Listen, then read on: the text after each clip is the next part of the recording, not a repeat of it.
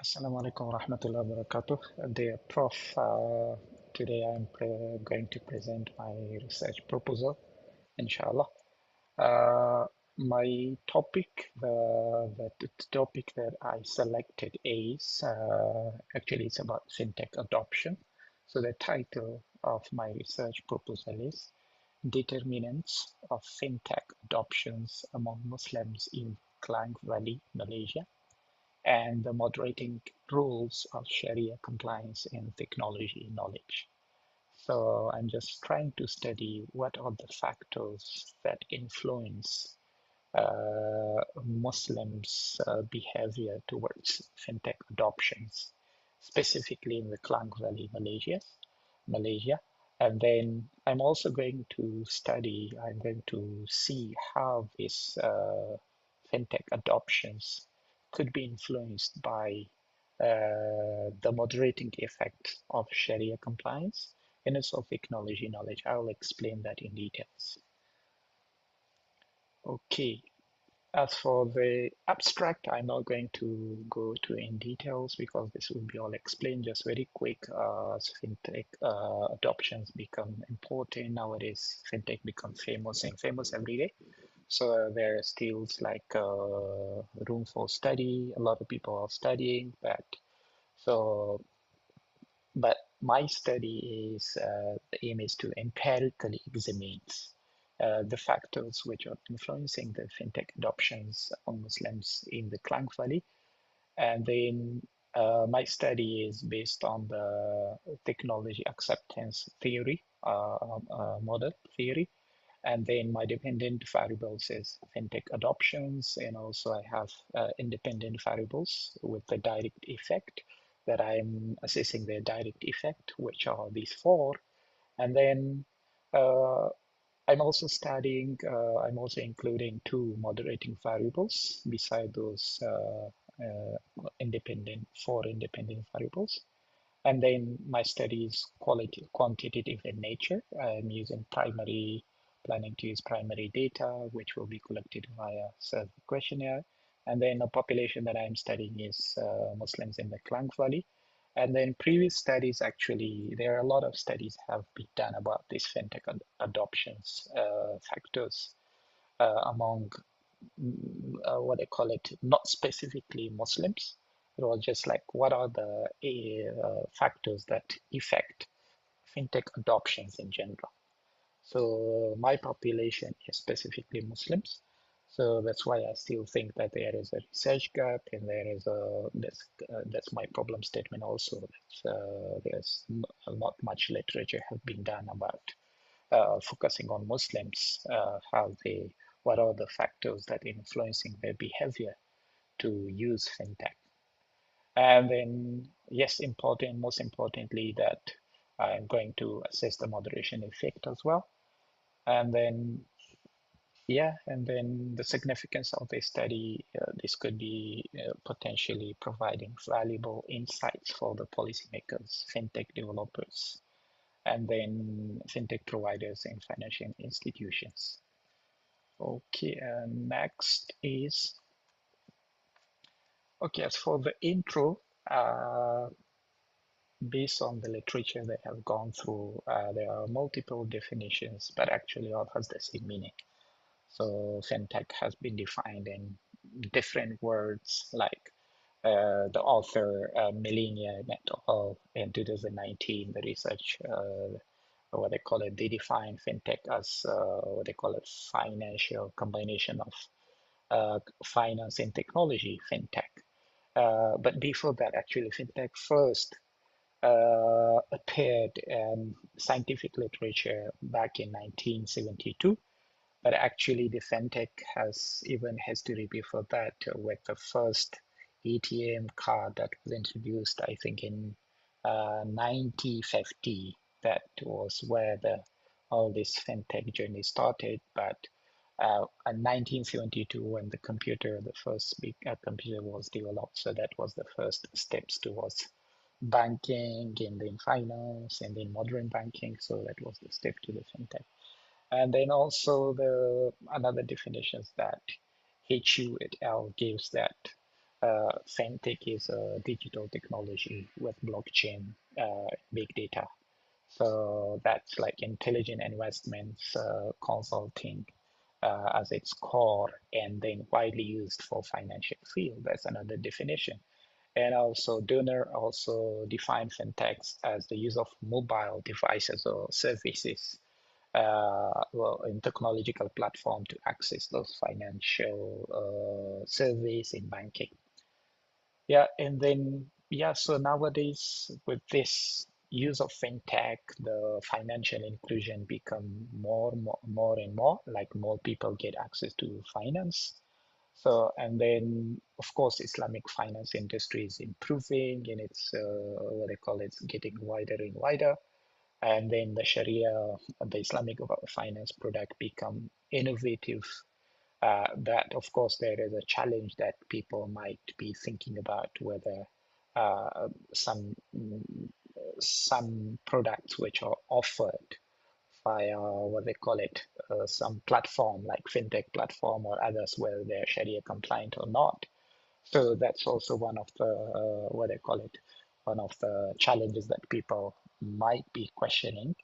So considering that, we this study is trying to examine the factors which are what they call it affecting the adoptions among Muslims in the Klang Valley, and we're also considering the moderation effect of Sharia compliance. So because we say that Sharia compliance is like one of the concern for Muslims while they use fintech and in this financial platform, service platform.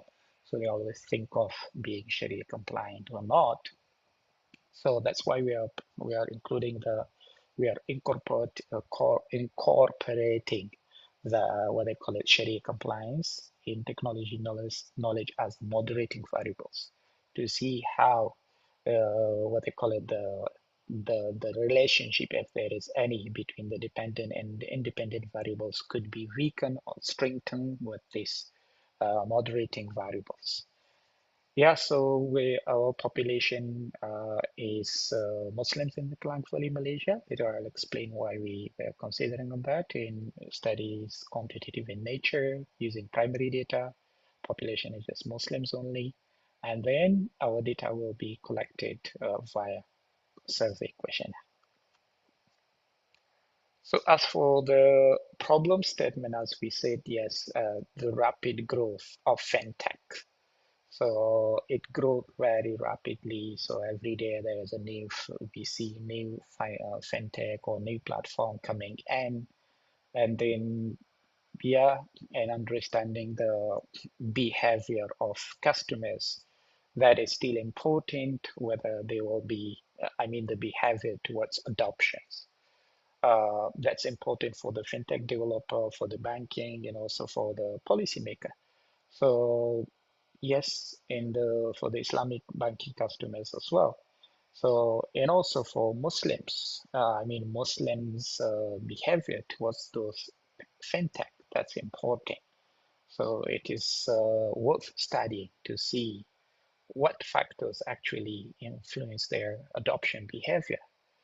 So based on that, when I have gone through a lot of literature, all the literature were focusing on the fintech adoption among users in general. The users, they did not specify Muslims. So there have been a lot of literature. There's a lot of literature available.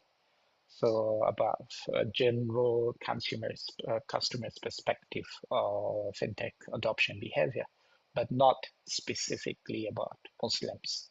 So, and then I've also noticed that most of the literature previously, they have not considered, they are not taking into consideration the moderation effect of Sharia compliance. So, and then, yeah, so as I mentioned that Muslims, yes, they're happy to use technology and we are using it, but we always concerned about whether that beside the usability and then beside the usefulness and beside the easiness that fintechs gives or provide, we also concerned about whether certain fintechs are Sharia compliance or not. By Sharia compliance means So whether those fintechs platform, the same platform that we use it, also dealing with some riba or interest or gharar-based transactions or not. So yeah, that is what we are considering as a problem statements and also as a research gap which comes from this problem statement. So considering this problem statement and very minimal literature available about Muslims, what they call adoptions or Muslims' behavior towards fintech adoptions. So there's a still what they call it a research gap for us, for the researcher, to do research about Muslims. What factors influence Muslims' fintech adoption behavior? Okay, with that, we are going to the research objectives. So I have just two objectives. So the first one is to examine the effect of perceived ease of use, perceived usefulness, data security in customers' trust on fintech's adoptions among Muslims in the Klang Valley. So all of these four are my, what I call it, independent variables where I'm testing their direct effect on the dependent variables, which is fintech adoptions. So here I just want to see whether those four independent variables have any relationship or any influence or any, what they call it, significance or not significant relationship on with dependent variables. And then the second one, to investigate the moderating rules of Sharia compliance and technology knowledge in the relationship between the key determinants in the fintech adoptions. So in the first objectives, I'm just trying to see the the relationship between the main independent variables and the dependent variables. While the second objective is to find out if these two moderating variables, which is Sharia compliance and technology knowledge, can strengthen or weaken the relationship of those dependent and independent variables. So that's my objectives. And coming to research questions. So the first question is, how do perceived those four, what they call it, independent variables, how this perceived ease of use, perceived usefulness, data security, and customer trust influence the fintech adoptions among Muslims in the Klang Valley, Malaysia? And then the second one is, do Sharia compliance and technology knowledge, which are both moderating variables, moderates the relationship between the key determinants and fintech adoption? Key determinants, I'm referring to the four independent variables where I'm testing the direct effect. Okay, and next, as for the literature review, actually I've gone through a lot of literature. So previous studies indicates that there are a number of factors that are influencing the fintech adoptions among users.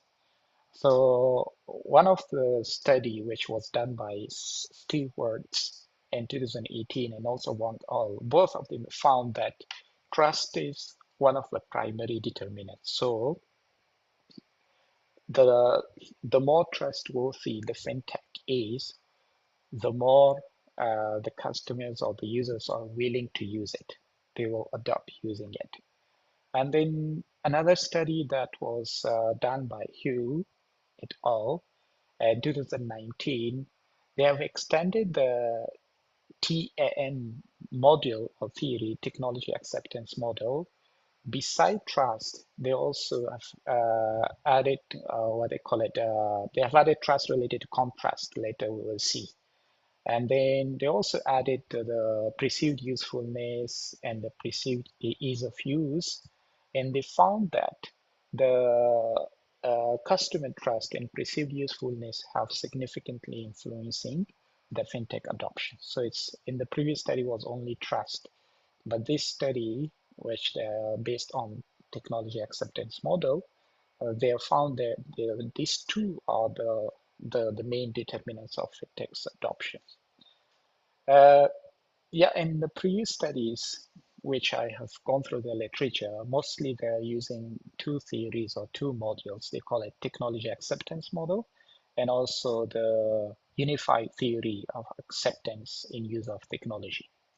But however, so the empirical evidence differ or varies across the context and population. So different study which use different population and context, their evidence might be different. And then another study that was done by both Trier and et al. In 2023 that they say there are several obstacles, several factors that prevents the fintech adoptions. So they are listing it like organizational, and technological and environmental and individual factors. Those are the key determinants. So there could be like fintech could be trustworthy and easy to use, but some organizational and technological and also environmental in individual factors that might prevent or that might what they call it prevent users or person from using fintechs. So they are saying it's not only the trust in others. And then there was a study done by Council in Saha. So they are testing the relationship between what they call it, between the consumer trust in attitudes and intention to adopt fintechs. They found that the trust was one of the factors which significantly influenced the attitudes, and also that attitudes are influencing the fintech's adoption. So trust influence attitudes, attitudes influence the fintech adoption. Okay, and then next, yeah, there's quite a lot of literature, so I'm just going through very quick here. And then the another study that was done by Singh et al. In 2021, and similarly in Nanjing in 2021, they found that again data security was one of the primary factors which was influencing the fintech adoptions. So, and beside that, they also say that because why they say data security, because they say the cyber attacks and all that is like changing the users' perceptions about fintechs, about the system, about the financial technology.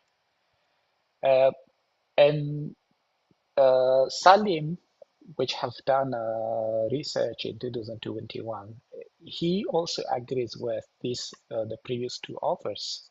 So they say the risk associated with fintechs that also include operational risk and also cyber risk. So that are one of the primary factors which influence the fintech's adoptions.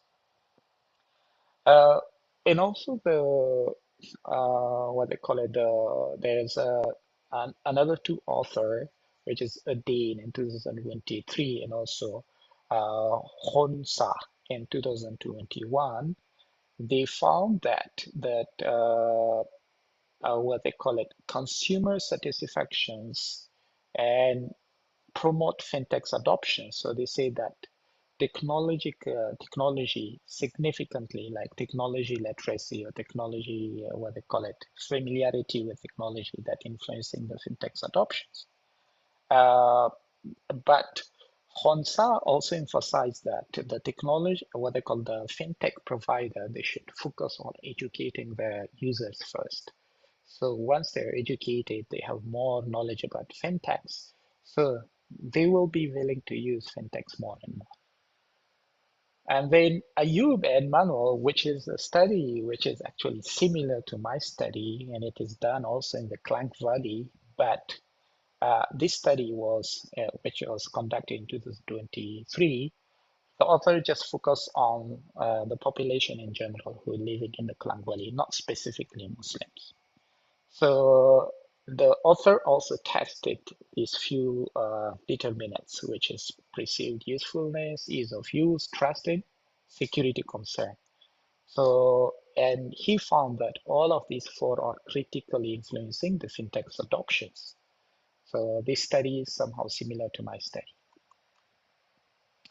Yeah, in summary, I could summarize that there are multiple literature, but most of the literature they are saying that these four factors are influencing have great influence on the fintech's adoption, which is perceived ease of use, perceived usefulness, data security, and trust. And this is similar to my study and my main independent variables, and then which I'm also based on that I'm developing my hypothesis from 1 to 4.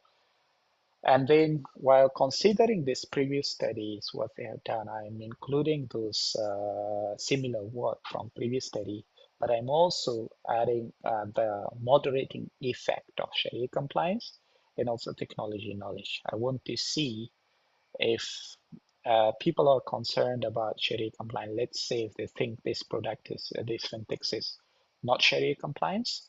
So how that could weaken or strengthen the relationship between the dependent and independent variables. Same goes to technology knowledge.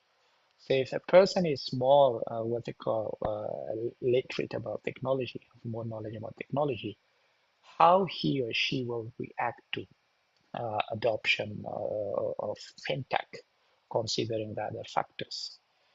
So to address, since previous study have not done this moderation effect, so we are extending this the previous studies by adding the moderation effect, and then we're focusing only on Muslims in the Klang Valley. So based on that, okay. So then the hypothesis in the conceptual framework, we have developed the hypothesis to examine the factors. Of course, we need hypothesis and we also need a model. So to examine the factors that we said, those dependent and independent variables. So, so to examine the factor influence independent text adoption service, we are using the technology acceptance model or theory. So this technology acceptance model that was used in many literatures in the past, where they're testing the behavior of customers in technology adoption or fintech adoptions. So this TAM is like mostly the taking into consideration multiple factors as a what they call as a determinants such as trust, data security, and that. So my study is also based on the technology acceptance theory or model, which was proposed by Davis in 1989. So where they examines how external factors influence individuals' internal behavior, external factors like data security, when it comes to the what they call it the uh, fintech's adoption, external factors like data security, trust, and that, how that influence their internal belief, internal behavior. Internal behavior means their own willingness to use or adopt fintechs. Yeah, so the person attitudes towards using information systems significantly impact the intentions and subsequent actions. Of course, intention leads to action. So and then the theory highlights that the key factors are shaping individuals' behavior. So those key factors are those perceived ease of use, perceived usefulness. So this is the other Zinc L find that he says that in the technology acceptance model, these two are the most important one. But modern studies says that technology acceptance model is the most frequently used framework by researchers, especially in the field of the fintech and technology. So based on the this theory or TAM, we have developed the conceptual framework below. So because in this TAM, there are multiple factors. So based on that factors, we developed our conceptual framework and also the, what they call it, uh, uh, conceptual framework and also our hypothesis. Okay, so this is our conceptual framework. Fintechs is my dependent variables, while these four are independent variables. And these two here are, we are taking it as moderating variables. So we are testing the direct effect of these independent variables first. Then we're also testing the moderation effect, whether these two variables can strengthen this relationship, if there is any, or weaken it. So that's what we are studying.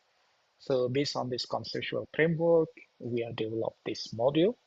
So this is our module, and this perceived ease of use, perceived usefulness, consumer trust in data security, and also slow error time. This is our baseline method where we are testing the direct effect of those independent and dependent variables without the what they call it, without the moderating variables. So yeah, as I explained actually already this slide, so I already explained. So that's Fintex adoption is our dependent variables. The other four are our independence. That's error term, and we're also examining the what they call it, the direct effect of these main dependent variables. And based on this, to examine or to what they call it, to test the relationship with setting hypothesis. Actually, this hypothesis is also based on the previous literature and based on the theory, TAM, Technology Acceptance Model. So the first hypothesis, which I also labeled here in the conceptual framework, so the number here, H1. So the first hypothesis, we are trying to see that we assume that consumer trust has a significant and positive effect on the fintech's adoption. Same goes to the rest of the four independent variables. Sorry. So we're testing that hypothesis to see if. And then since we're saying that we have two moderating variables, so the first one is Sharia compliance. So when we add the moderating variables, our model will be expanded. So we will be adding the interaction terms here to examine whether the relationship, if there is any, between these independent variables could be weakened or strengthened with these interaction terms.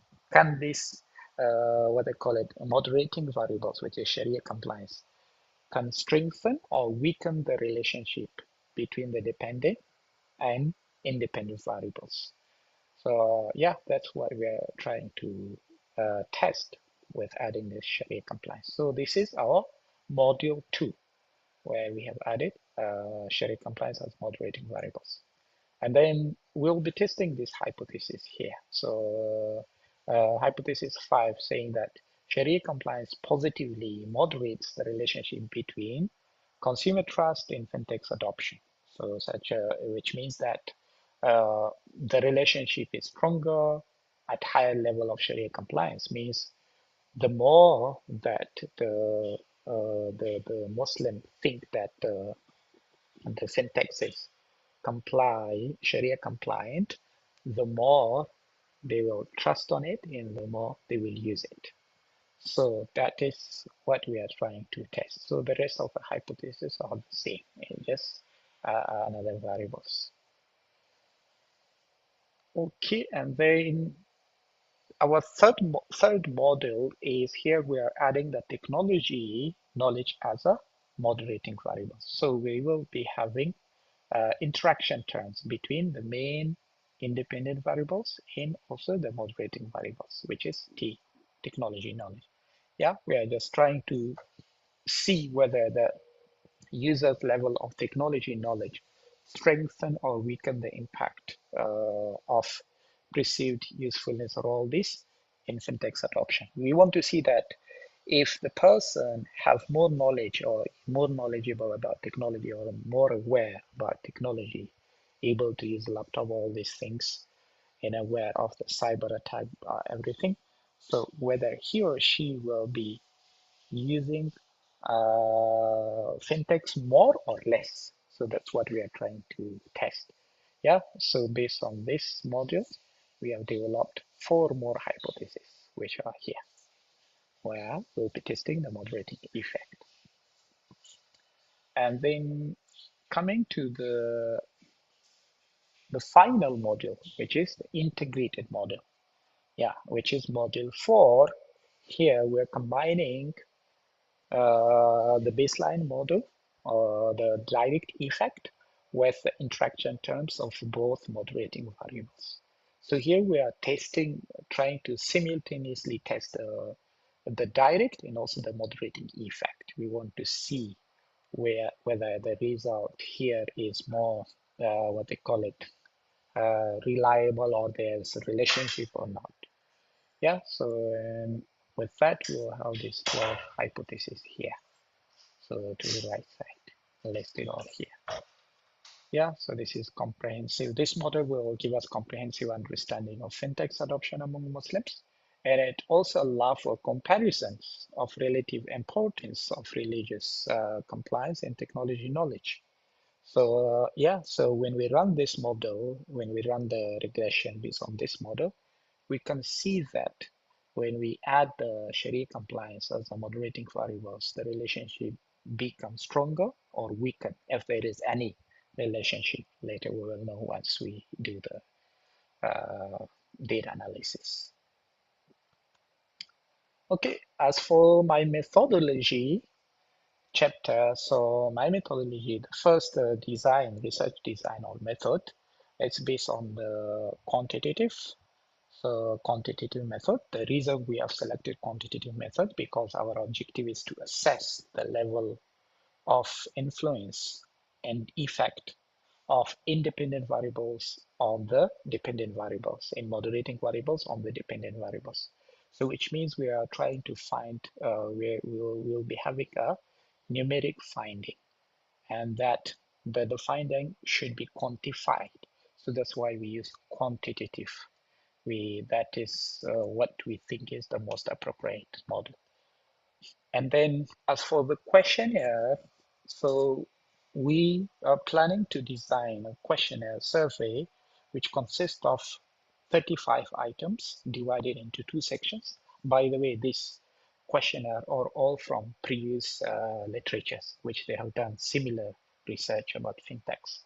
And I have added the questionnaire to my report at the end, the appendix part, with reference also from which article I have taken.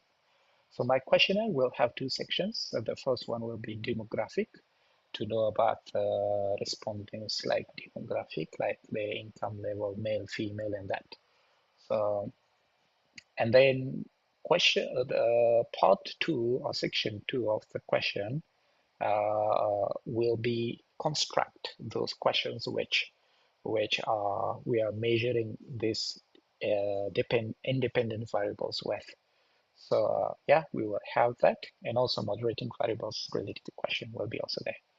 And then the response options, the respondent can select like strongly agree, disagree. We are using the 5-point like a scale way of response.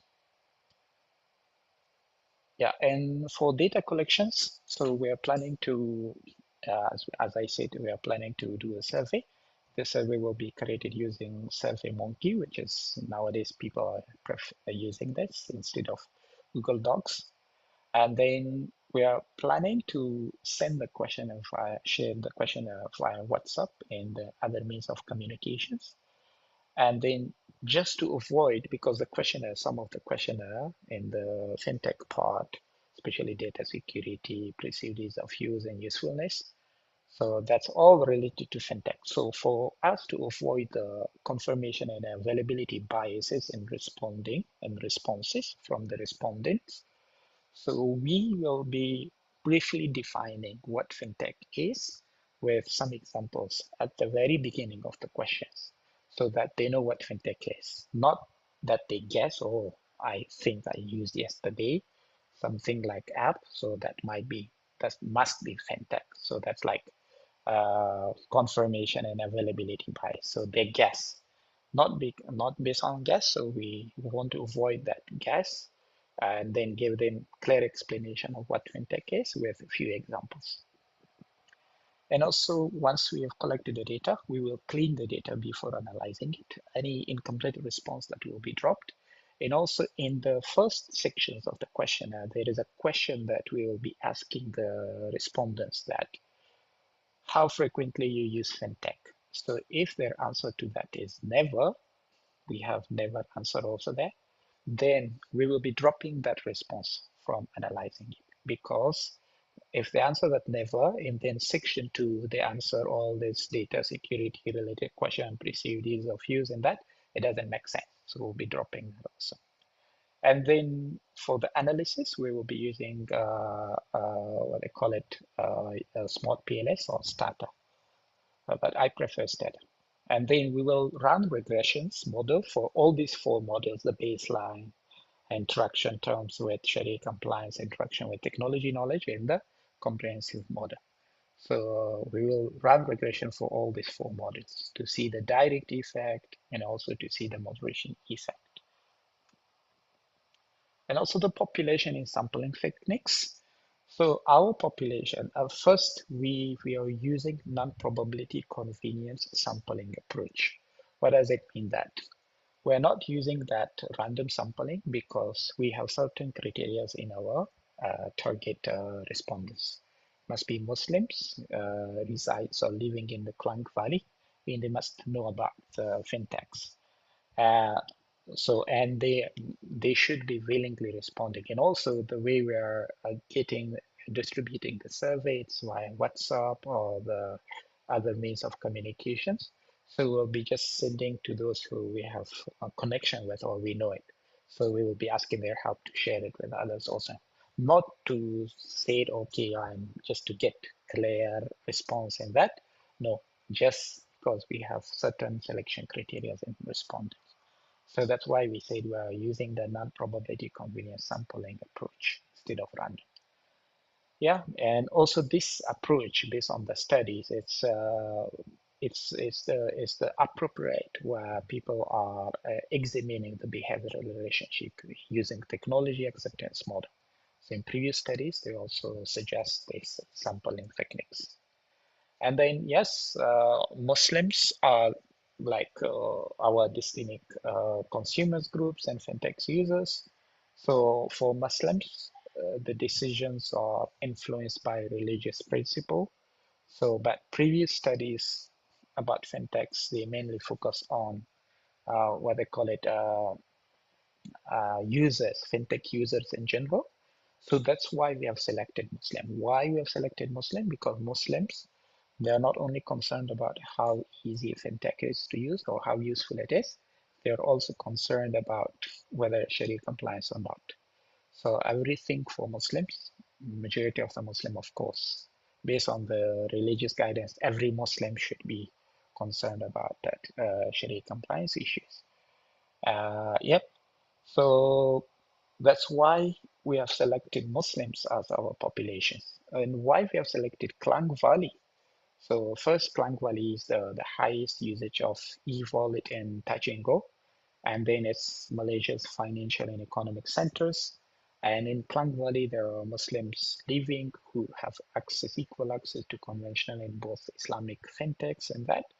And yeah, and to what they call it, to address the critical gap in the fintechs that previously there are a study done in Klang Valley, but it's just general about fintechs user in general, not specifically Muslim. So to address that and also the religious compliance, we have selected Klang Valley, Muslims in the Klang Valley. And then coming to potential contribution, significance of the study limitation. So my contribution will be the moderation effect. So that I have added, which is the what they call it, Sharia compliance and technology knowledge. Previous studies have not done that. So previous studies were general about fintechs users, not specifically Muslims, and there were no moderation effect study.